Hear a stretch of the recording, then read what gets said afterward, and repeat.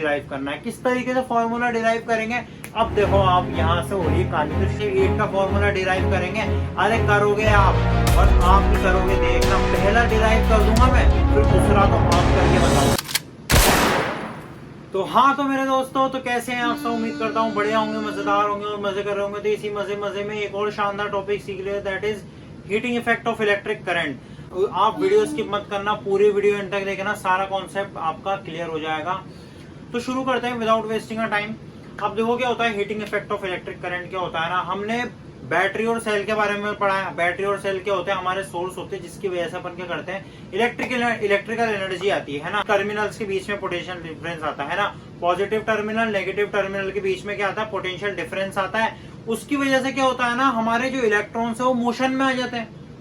Electrons क्या होते हैं, हमारे मोशन में आते हैं, जिसकी वजह से क्या होता है, करंट जो है हमारा वायर के अंदर फ्लो होने लग जाता है। ये सारी बातें हमने सीख चुके हैं अपन। Heating effect of electric current क्या होता है, इसके बारे में जानते हैं अपन। तो अब देखो, ये कोई वायर है ना, ये कोई वायर है। इस वायर के अंदर क्या हो रहा है ना, हमने ये पोटेंशियल डिफरेंस लगाया, ये हमने इधर पोटेंशियल डिफरेंस लगाया, और अब यहाँ पे क्या बहुत सारे एटम्स हैं, बहुत सारे एटम्स है। तो यहाँ पे क्या इलेक्ट्रॉन्स ये टकराया, इधर से इलेक्ट्रॉन्स ये टकरा रहे हैं। जब इलेक्ट्रॉन्स इससे ये टकराएंगे तो यहाँ पर क्या होगा, रेजिस्टेंस आएगा, है ना। मैंने आपको ये बात नहीं बताई थी, रेजिस्टेंस इस वजह से भी आता है कि इलेक्ट्रॉन, बहुत सारे एटम्स है यहाँ पर। अब यहाँ पर क्या हुआ है, इलेक्ट्रॉन्स क्या हुआ है, यहाँ पे मूव करते हुए और बहुत स्पीड से क्या हुआ, इलेक्ट्रॉन इससे टकराया एटम से, तो यहाँ पर ये आ गया रेजिस्टेंस आ गया। यहाँ पर क्या आ गया, ये यहाँ पर रेजिस्टेंस आ गया। तो एनर्जी से मूव करता हुआ आ रहा था, ये काइनेटिक एनर्जी से ये मूव करता हुआ आ रहा था। जो भी एटम से टकराया तो फिर ये किसमें कन्वर्ट हो गया, हीट एनर्जी में। Law of conservation of energy की वजह से देखो, यहाँ पर ये इलेक्ट्रॉन है, इलेक्ट्रॉन यहाँ से क्या हुआ, मूव करता हुआ आया, है ना। ये एटम था हमारा, ये काइनेटिक एनर्जी से मूव करता हुआ आ रहा था, ये इलेक्ट्रॉन। तो इससे टकराएगा, तो यहाँ पर ये टकराने के बाद ये कुछ रेजिस्टेंस क्रिएट हो जाएगा, रेजिस्टेंस आ जाएगा इसके अंदर। रेजिस्टेंस की वजह से क्या होगा, हीट प्रोड्यूस होनी चालू हो जाएगी, है ना, हीट आ जाएगी इसके अंदर। हमने वर्क एंड एनर्जी पढ़ा है क्लास 9 के अंदर, क्लास 9 के अंदर वर्क एंड एनर्जी पढ़ के आ चुके हो आप। तो फिर क्या होगा ना, ये काइनेटिक एनर्जी से किसमें कन्वर्ट हो जाएगा, हीट एनर्जी में, है ना। काइनेटिक एनर्जी से किसमें कन्वर्ट हो जाएगा, हीट एनर्जी में, law of conservation of energy की वजह से। तो ठीक है, अपना ये कॉन्सेप्ट है। अब अपन को क्या करना है ना, इसकी वजह से अपन को क्या करना है, हीट का जो है हमें फॉर्मूला डिराइव करना है। किस तरीके से फॉर्मूला डिराइव करेंगे, अब देखो आप यहाँ से हो रही कहानी तो शुरू। तो पूरे चैप्टर में कहीं से कहीं तक नहीं पढ़ा यार, कैसे हीट का फॉर्मूला डिराइव करेंगे। अरे करोगे आप और आप ही करोगे, देखना पहला डिराइव कर दूंगा मैं, फिर दूसरा तो आप करके बताओगे, देखना, है ना। कैसे करोगे देखो, अब आप सीख जाओ। अब देखो क्या होता है ना, हमने हीट का फॉर्मूला तो नहीं देखा, हमने पोटेंशियल डिफरेंस का फॉर्मूला देखा है। पोटेंशियल डिफरेंस का फॉर्मूला अपने पास क्या होता था ना, work done per unit charge. अपने पास ये पोटेंशियल डिफरेंस का फॉर्मूला होता था, ठीक है। अब मैं ये चार्ज इधर डिवाइड में, इधर मल्टीप्लाई में आ जाएगा, तो क्या बोलूंगा मैं इसको, work is equal to V into Q, है ना। V इंटू क्यू हो जाएगा ये, है ना, वर्क इज इक्वल टू। अब वर्क बचपन से देखते आ रहे हो यार, वर्क और हीट की ऐसा यूनिट, वर्क को आप हीट लिख सकते हो, वर्क को आप हीट लिख सकते हो और हीट को आप वर्क लिख सकते हो, है ना, क्योंकि इनकी ऐसा यूनिट क्या होती है, जूल ही होती है। दोनों की ऐसा यूनिट क्या होती है, जूल ही होती है। तो वर्क और हीट बराबर चीजें वो दोनों की दोनों, है ना, ठीक है। तो क्या अब मैं यहाँ पर वर्क की जगह पे क्या लिख सकता हूँ, मैं हीट लिख सकता हूँ, है ना, लिख सकता हूँ यार। वर्क की जगह में मैंने यहाँ पे हीट लिख दी, work is equal to V into Q हो जाएगा। करंट का फॉर्मूला क्या देखा था मैंने, करंट का फॉर्मूला मैंने देखा था चार्ज बाय टाइम, है ना। करंट का फॉर्मूला मैंने चार्ज बाय टाइम देखा था। तो टाइम इधर डिवाइड में इधर आके इंटू में हो जाएगा, तो charge is equal to I into T हो जाएगा, IT हो जाएगा ये। अब मैं जब यहाँ पर इस वाले चार्ज की जगह पे जब मैं इसकी वैल्यू पुट कर दूंगा, IT जब मैं पुट कर दूंगा, तो क्या आ जाएगा, heat is equal to V, और ये चार्ज की वैल्यू यहाँ पर IT है ना, मैं I और ये T। तो हीट का मेरे पास पहला फॉर्मूला डिराइव हो चुका है, heat is equal to VIT। पहला फॉर्मूला आ गया ना यार अपने पास, क्यों टेंशन लेते हो तुम, मैं गाऊं ना यार, सब तुम्हारा क्लियर हो जाएगा, है ना। Heat is equal to VIT अपने पास फॉर्मूला आ चुका है। अब इसकी मदद से अपन एक और फॉर्मूला निकालेंगे, है ना। इसकी वजह से अपन एक और फॉर्मूला निकालेंगे। कैसे निकालेंगे देखो, अब आप देखते जाओ बस, अब आप पल के मत झपकना बस, है ना। देखो क्या हीट की, इसकी वजह से दूसरा फॉर्मूला निकालेंगे। कैसे निकालेंगे, heat is equal to VIT था ना अपने पास, heat is equal to VIT अपने पास ये फॉर्मूला है ना, heat is equal to VIT अपने पास ये फॉर्मूला है। अब बाय ओम्स लॉ,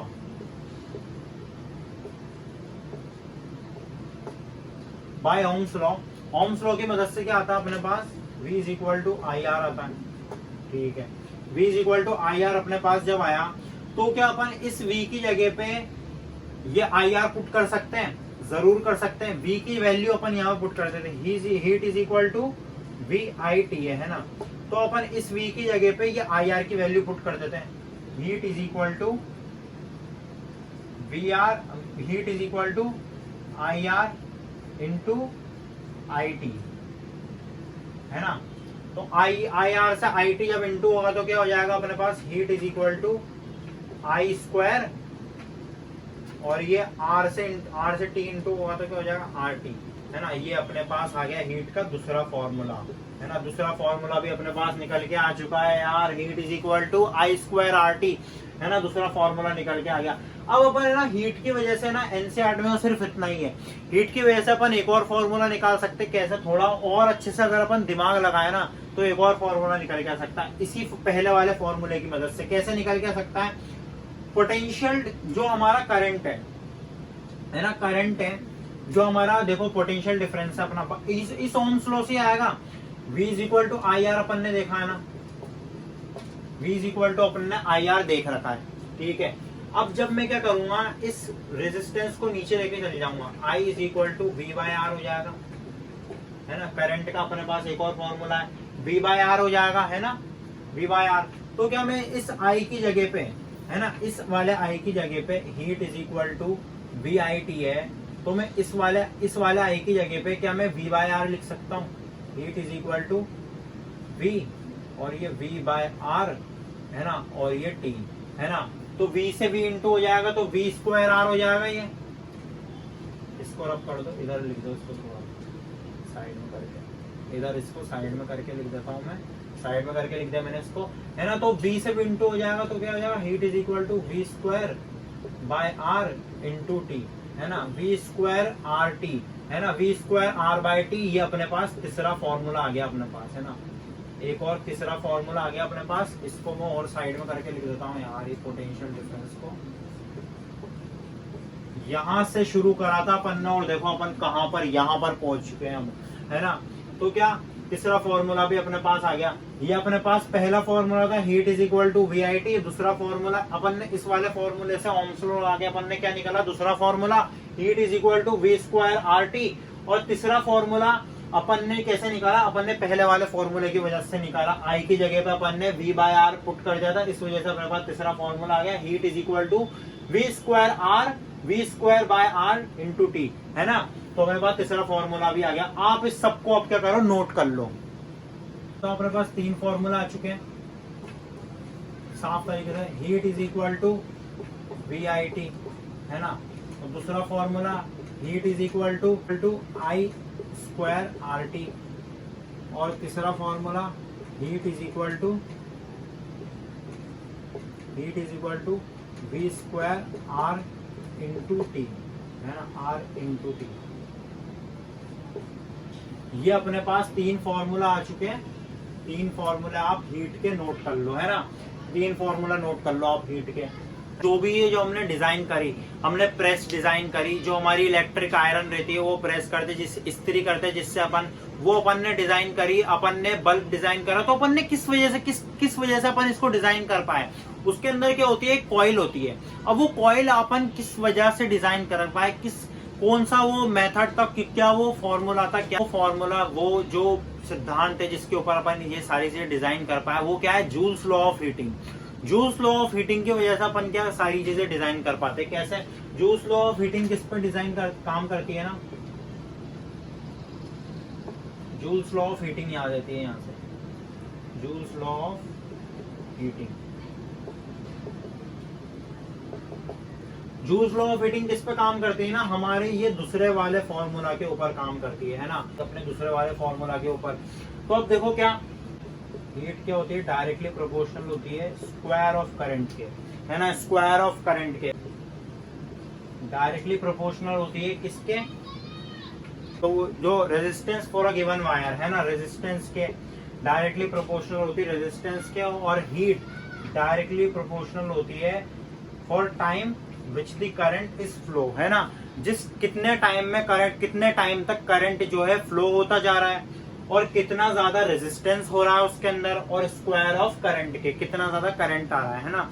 तो इसके ऊपर क्या है, ये हमारे जूल जो हमारे साइंटिस्ट थे उन्होंने ये बताया कि ये जूल्स लॉ ऑफ हीटिंग और ये होती है। इसकी वजह से क्या कर सकते हैं अपन, कोई भी कॉइल जो हमारी प्रेस की जो उसके अंदर जो कॉइल लगी हुई रहती है, और अपना ये जो भी बल्ब रहता है इसके अंदर कॉइल लगी हुई रहती है, ये सारी चीजें कैसे बनी हुई है, हमने कैसे कॉइल को डिजाइन करा, तो अपन इसकी मदद से कॉइल को डिजाइन करेंगे। अब भैया कॉइल को अपन को अगर डिजाइन करना है तो हीट ज्यादातर है ना डिपेंड किसके ऊपर होती है, हीट डिपेंड्स होती है ज्यादातर। जब देखो अपन ने क्या देखा था कि जो इलेक्ट्रॉन है वो किससे टकराया था, से जब टकराया तो रेजिस्टेंस क्रिएट हुआ था, है ना, रेजिस्टेंस क्रिएट हुआ। तो अपन क्या कह सकते हैं कि हीट किसके ऊपर डिपेंड है, heat depends upon, heat depend किसके ऊपर, रेजिस्टेंस के ऊपर डिपेंड है हीट, है ना, ज्यादातर रेजिस्टेंस के ऊपर क्या है, हीट डायरेक्ट, हीट किसके ऊपर डिपेंड करती है, रेजिस्टेंस के ऊपर, रेजिस्टेंस के ऊपर हीट डिपेंड करती है ना, depend, heat depend upon resistance, है ना, रेजिस्टेंस के ऊपर हीट डिपेंड करती है अपनी। तो अब अगर रेजिस्टेंस के ऊपर डिपेंड करती है तो रेजिस्टेंस का फॉर्मूला क्या है, अब देखो रेजिस्टेंस के ऊपर अगर डिपेंड करे तो रेजिस्टेंस का फॉर्मूला तो होना चाहिए ना, जिस चीज से रेजिस्टेंस आता है उस चीज को अपन को क्या करना पड़ेगा, अच्छा रखना पड़ेगा। और रेजिस्टेंस किस चीज की वजह से आता है, रेजिस्टेंस का फॉर्मूला की वजह से आता है। रेजिस्टेंस का फॉर्मूला क्या है अपने पास, रेजिस्टिविटी रो L बाय ए, है ना, ये अपने पास रेजिस्टेंस का फॉर्मूला है। तो अपन को क्या है, ये जो तीन चीजें लेंथ और एरिया, है ना, रेजिस्टिविटी, लेंथ और एरिया, अपन को इस चीज को क्या करना पड़ेगा, अच्छा रखना पड़ेगा, मतलब बहुत बढ़िया रखना पड़ेगा। किस तरीके से रखना पड़ेगा, अब देखो रेजिस्टिविटी, रेजिस्टिविटी क्या बताया था मैंने, मटेरियल।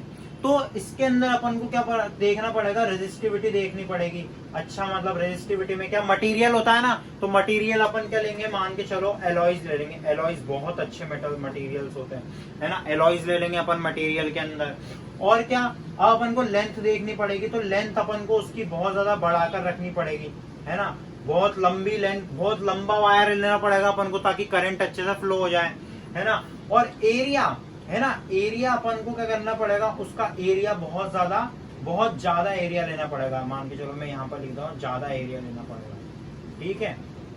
तो रेजिस्टेंस तो इनके ऊपर ही, रेजिस्टेंस तो इसके ऊपर ही डायरेक्टली प्रोपोर्शनल होता है, रेजिस्टिविटी के डायरेक्टली प्रोपोर्शनल होता है लेंथ के, और इनवर्सली प्रोपोर्शनल होता है किसके, एरिया के, है ना, एरिया के क्या होता है, इनवर्सली प्रोपोर्शनल होता है। डायरेक्टली प्रोपोर्शनल होता है रेजिस्टिविटी के, डायरेक्टली प्रोपोर्शनल होता है लेंथ, प्रोपोर्शनल होता है एरिया के, 1 बाय ए। यहाँ पर थोड़ा मैंने ऐसे लिख रखा है, समझ जाना, है ना। तो ये चीज होती है, इस वजह से अब अगर ये सारी चीजें अगर बढ़ जाती है ना, तो हमारा क्या होगा, रेजिस्टेंस बढ़ जाएगा। और अगर रेजिस्टेंस बढ़ जाएगा तो सीधी सी बात है ना यार, हीट तो अपने आप ही बढ़ जाएगी, हीट तो अपने आप ही बढ़ जाएगी, हीट तो खूब अच्छी बढ़ेगी, फिर बहुत ज्यादा गर्माई मिलेगी अपन को यार, इलेक्ट्रिक हीटर में से मिलेगी, और हमारी जो प्रेस है इलेक्ट्रिक आयरन उसके अंदर से ही मिलेगी। Heating effect of electric current क्या क्या नहीं होते, अभी आप इसको देखो, आप ये सबको आप नोट कर लो, है ना, इन सब चीजों को आप नोट कर लो। एप्लीकेशंस देख लेते हैं उसके heating effect of electric current के। कैसे, जो हमारा बल्ब होता है, बल्ब के अंदर क्या होता है, उस जो बल्ब होता है उसके अंदर क्या भरी हुई होती है, आर्गन गैस भरी हुई होती है ना, आर्गन गैस भरी हुई होती है। तो उसके अंदर क्या, जो उसका फिलामेंट रहता है ना, उसका फिलामेंट का क्या रहता है, लेंथ ज्यादा रहती है और एरिया कम रहता है। तो इसकी वजह से क्या होता है वो, और वो किसका बना हुआ होता है, टंगस्टन का बना हुआ होता है, टंगस्टन का बना हुआ होता है वो।